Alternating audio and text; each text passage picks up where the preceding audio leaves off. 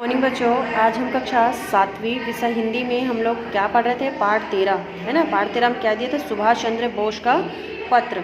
ठीक है, उसमें से हम लोगों ने आधा पढ़े थे, आधा बचा हुआ था। ठीक है, देखो यहाँ आए थे हम लोग, देखो टिक लगा है ना यहाँ पे, यहाँ आए थे हम। देखो फिर क्या है उनकी शारीरिक यंत्रणा के बारे में जितना ही कम कहा जाए उतना कहा जाए बेहतर होगा। वे दंड संहिता के अंतर्गत बंदी थे और इस प्रकार आज के राजबंदियों की अपेक्षा कुछ मायनों में उनकी दिनचर्या कहीं अधिक कठोर रही होगी। इसके अलावा उन्हें मधुमेह की बीमारी थी। किसको बीमारी थी? लोकमान्य तिलक जी को। ये उसका चित्र दिख रहा है ना, लोकमान्य तिलक कहाँ थे? मांडले जेल में थे, है ना। उनको किसी से मिलने नहीं देते थे, है ना। उसको उनका अखबार भी नहीं पहुँचने देते थे। उनके पास सिर्फ एक पुस्तक थी, है ना, उसी का अध्ययन वो करते थे। उनको शारीरिक यंत्रणा भी मिलती थी, है ना। उनको मधुमेह मतलब होता शुगर की बीमारी थी। ठीक है, जब लोकमान्य यहाँ थे, मांडले का मौसम तब भी प्राय ऐसा रहा होगा जैसा वह आजकल है।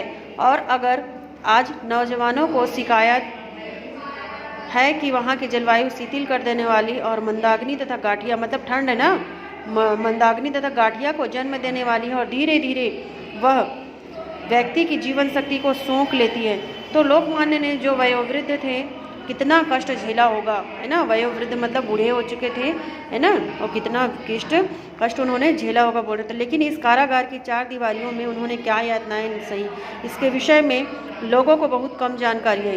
कितने लोगों को पता होता है उन अनेक छोटी छोटी बातों का जो किसी बंदी के जीवन में सुइयों की सी चुभन बन जाती है और जीवन को दुभर बना देती है।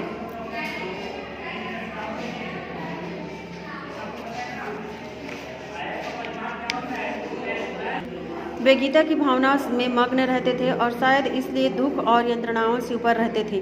यही कारण है कि उन्होंने उन यंत्रणाओं के बारे में किसी से कभी एक शब्द भी नहीं कहा। समय समय पर मैं इस सोच में डूबता रहा हूँ कि कैसे लोकमान्य को अपने बहुमूल्य जीवन के 6 लंबे वर्ष इन परिस्थितियों में बिताने के लिए विवश होना पड़ा था। हर बार मैंने अपने आप से पूछा, अगर नौजवानों को इतना कष्ट महसूस होता है तो महान लोकमान्य को अपने समय में कितनी पीड़ा सहनी पड़ी होगी, है ना। उनके बारे में सोच रहे हैं कि अगर मुझे इतना कष्ट हो रहा है तो उनको कितनी कष्ट होती रही होगी, है ना।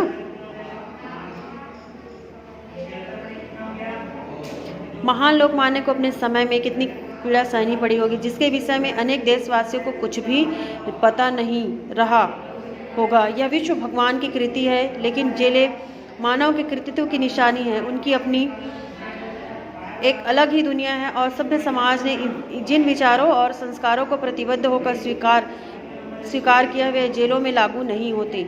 अपनी आत्मा के हास के बिना बंदी जीवन के प्रति अपने आप को अनुकूल बना पाना आसान नहीं है। इसके लिए हमें पिछली आदतें छोड़नी होती है और फिर भी स्वास्थ्य और स्फूर्ति बनाए रखनी होती है। केवल लोकमान्य जैसा दार्शनिक ही उस यंत्रणा और दास्ता के बीच मानसिक संतुलन बनाए रख सकता था और गीता भाष्य जैसे विशाल एवं युग निर्माणकारी ग्रंथ का प्रणयन कर सकता था। मैं जितना ही इस विषय पर चिंतन करता हूँ उतना ही ज़्यादा मैं उनके प्रति क्या करता हूँ, आदर और श्रद्धा में डूब जाता हूँ। आशा करता हूँ कि मेरे देशवासी लोकमान्य की महत्ता को आंकते हुए इन सभी तथ्यों को भी दृष्टिपथ में रखेंगे। जो महापुरुष मधुमेह से पीड़ित होने के बावजूद इतने सुदीर्घ कारावास को झेलता गया और जिसने उन अंधकारमय दिनों में अपनी मातृभूमि के लिए ऐसी अमूल्य भेंट तैयार की, उसे विश्व के महापुरुषों की श्रेणी में प्रथम पंक्ति में स्थान मिलना चाहिए। लेकिन लोकमान्य ने प्रकृति के जिन अटल नियमों से अपने बंदी जीवन के दौरान टक्कर ली थी, उनको अपना बदला लेना ही था। अगर मैं कहूँ तो मेरा विश्वास है कि लोकमान्य ने जब मांडले जी को अंतिम नमस्कार किया था तो उनके जीवन के दिन क्या है, गिने चुने ही रह गए थे। और निसंदेह यह एक क्या था, गंभीर रूप का विषय है कि हम अपने महानतम पुरुषों को इस प्रकार खोते रहे। लेकिन मैं यह भी सोचता हूँ कि क्या वह दुर्भाग्य किसी न किसी प्रकार टाला नहीं जा सकता था। आदरपूर्वक आपका स्नेहभाजन सुभाष चंद्र बोस। ठीक है, यहाँ टिप्पणी में दिया है एनसी केल का मतलब तत्कालीन विदर्भ के कांग्रेस के वरिष्ठ नेता थे, बाद में स्वराज्य दल में सम्मिलित हो गए थे और लोकमान्य तिलक के निधन के पश्चात केसरी पत्रिका का संपादन श्री केलकर ने ही संभाला था।